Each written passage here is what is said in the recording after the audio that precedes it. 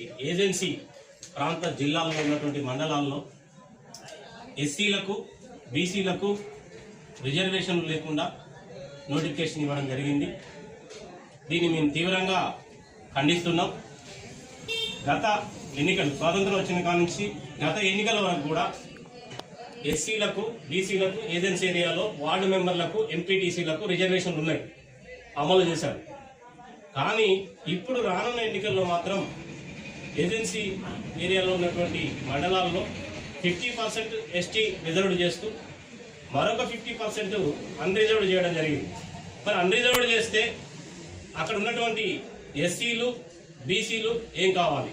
ఇక్కడ సంవత్సరాల తరబడి వందలాది సంవత్సరాల నుంచి ఇక్కడ ఉన్నటువంటి ఎస్సీలకు బీసీలకు ఏమాత్రం రాజకీయ ప్రాతినిధ్యం లేకుండా ఈ ఎన్నికలు నిర్వహించడం రాజ్యాంగ ఎస్సీలకు బీసీలకు అట్లాగే రాష్ట్ర గవర్నమెంట్ కూడా ఎస్సీలకు బీసీలకు రిజర్వేషన్ కల్పించింది. స్థానిక సంస్థల్లో గత పంచాయతీరాజ్ చట్టం 2018 తెలంగాణ ప్రభుత్వం తీసుకొచ్చినటువంటి 2018 పంచాయతీరాజ్ చట్టం ద్వారా 22% రిజర్వేషన్లు అమలు చేశారు బీసీలకు. మరి ఇప్పుడు ఏమైంది?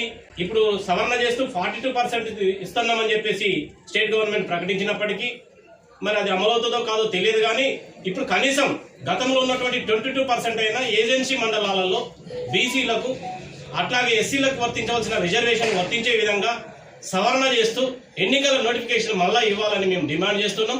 అదే అంశాలతో కూడినటువంటి ఒక లేఖను భారత రాష్ట్రపతికి, అట్లాగే ప్రైమ్ మినిస్టర్ ఆఫ్ ఇండియాకు వారికి, అట్లాగే భారత ఎన్నికల కమిషన్కు, అట్లాగే రాష్ట్ర ఎన్నికల కమిషనర్కు, రాష్ట్ర ముఖ్యమంత్రికి, రాష్ట్ర గవర్నర్కు, రాష్ట్ర చీఫ్ సెక్రటరీకి వీరందరికీ కూడా ఈ లేఖలను పంపుతున్నాం.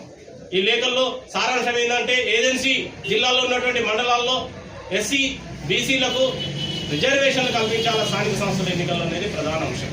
అది ఎన్నిక కల్పించకపోతే ఆర్థికంగా వెనుకబడినటువంటి రాజకీయంగా వెనుకబడినటువంటి ఈ సామాజిక వర్గాలు భవిష్యత్తులో తీవ్రంగా నష్టపోయే అవకాశం ఉంది. ఆ నష్టాన్ని ఎవరు కూడా పూరించలేరు. కాబట్టి ఇప్పటికైనా ప్రభుత్వం స్పందించి ఈ ఎస్సీ బీసీ రిజర్వేషన్లను ఏజెన్సీ మండలాల్లో అమలు చేయాలని చెప్పి మేము డిమాండ్ చేస్తా ఉన్నాం. ఎస్టీలకు ఉన్నటువంటి రిజర్వేషన్ మేము వద్దనట్లేదు, వాళ్ళ రిజర్వేషన్ వాళ్ళకు ఉన్నది, వాళ్ళకి 50% చూపెట్టారు, బాగానే ఉంది. కానీ అన్రిజర్వ్డ్ చేయడం మాత్రం ఇది చట్ట విరుద్ధం, రాజ్యాంగ విరుద్ధం. బీసీలకు రిజర్వేషన్ ఎస్సీలకు రిజర్వేషన్ ఇవ్వకపోవడం కూడా రాజ్యాంగ వ్యతిరేకం.